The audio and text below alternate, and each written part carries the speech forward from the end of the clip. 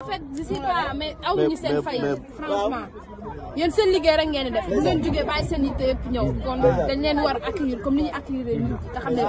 seen liggéey ngeen nekk di def waaw yàlla na leen yàlla fay li ngeen nekk nii yàlla ngeen dem bu ñuy dégg seen site fu sore international da nga baax Fatou yow sa taxawaay aussi tamit sénégalais yu bëri rafet nañ ko ci sa match mënoon na la ci bañ a fekk da nga jël sa match def ko comme ki nga bokkal ndeysaan nga ne da ngay ànd ak moom ci neex wala muy métti ñu bëri rafet lu taxawaay bi nga xam ne taxawaay nga ko sa match aussi waaw deret la nag deret la c'est normal sama mag te boo sañoon aussi tamit day gën a rafet mais benn la rek gañewuñ ko mais ñi ngi mel ne xoolal lii tey genre te lu yàlla def rek moo gën mënoon na ko gañe bu demee neneen moo tënk duma jooy dëgg la am na solo ñoo ngi lay jaajëfal kon ci kanam waaw kontaan mais nit ñi nee nañ bas moo koy yëngal non dina ñëw xam nga mënu ñàkk bañ a ñëw belle sœuram la dina ñëw teeru ko mënu ñàkk mais yan artiste lañ nar a xaar Fatou artiste yu nar a ñëw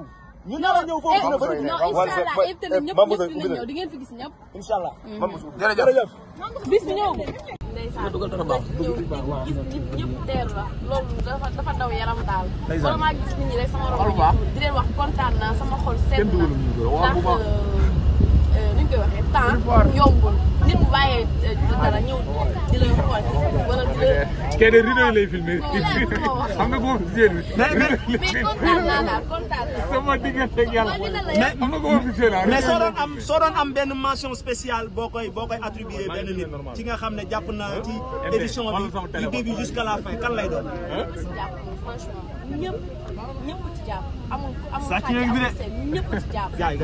Adja merci beaucoup ñëpp ci jàpp sa dernier mot lan lay doon mais laaj ko nag attente yi li mu doon xaar ndax gis na ko est-ce que lii doon na ko xaar ci sénégalais ganale bi ñu ko ganale nii accueil bi est-ce que doon nga ko xaar est-ce que doon nga ko xaar accueil bi est-ce que doon nga ko xaar waaw doon naa ko xaar parce que niñ ma doon soutenir ci biir House of Challenge bi laa xamoon na lii dina am ndeysaan ñu gis Tapha Tine yéen ñaar yéen a ànd jóge Côte d'Ivoire mu lancé benn message moom it envers toi kontaan ci ndam li nga am wax na ci tamit wax na ci benn mot félicité na la yow en personne looy wax ci loolu moom dafa baax oyof nit ko oyof rek moo mën nan nga ko gisee dem nañ ba gars yi nee nañ lan moo xew lii lan la kan mooy ñëw dama kontaan comme si que en fait je sais pas mais amuñu seen fay franchement yéen seen liggéey rek ngeen di def bu ngeen jógee bàyyi seen yitte yëpp ñëw kon dañ leen war accueillir comme ni ñu accueillir nit te xam ne seen liggéey ngeen nekk di def waaw yàlla na leen yàlla fay li ngeen nekk nii yàlla ngeen dem bu ñuy dégg seen site fu sore international da nga baax Fatou yow sa taxawaay aussi tamit sénégalais yu bëri rafet nañ ko ci sa match mënoon na la ci bañ a fekk da nga jël sa match def ko comme ki nga bokkal ndeysaan nga ne da ngay ànd ak moom ci neex wala muy métti ñu bëri rafet lu taxawaay bi nga xam ne taxawaay nga ko sa match aussi waaw deret la nag deret la c'est normal sama mag te boo sañoon aussi tamit day gën a rafet mais benn la rek gañewuñ ko mais ñi ngi mel ne xoolal lii tey genre te lu yàlla def rek moo gën mënoon na ko gañe bu demee neneen moo tënk duma jooy dëgg la am na solo ñoo ngi lay jaajëfal kon ci kanam waaw kontaan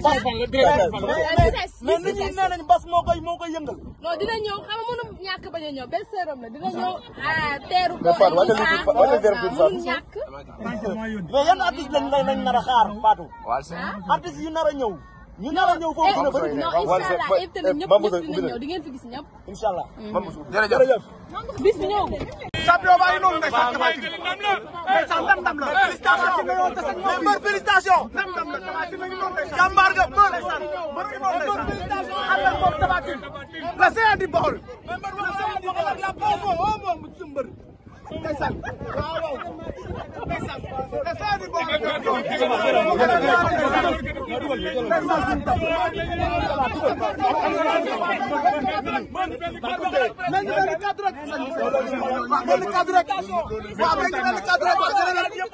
kontaan naa la yéen ñëpp maa ngi leen di gërëm ko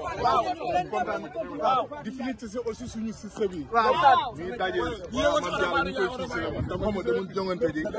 voilà waaw ñu ngi koy encouragé di ko ñaanal macha allah kàddu gi rafet na jigéen la gëree la bu amee surtout jigéen la mais Tapha Tine fa lay jëm ñu gis ñëpp ñoo ngi naan nganu lañ bëgg waaw non les beneen saa la mais instant yi du Sénégal